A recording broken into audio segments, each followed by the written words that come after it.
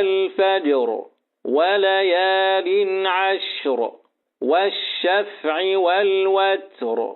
والليل إذا يسر هل في ذلك قسم لذي حجر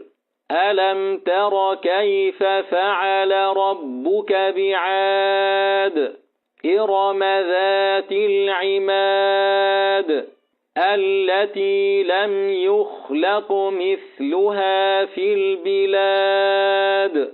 وثمود الذين جابوا الصخر بالواد وفرعون ذي الأوتاد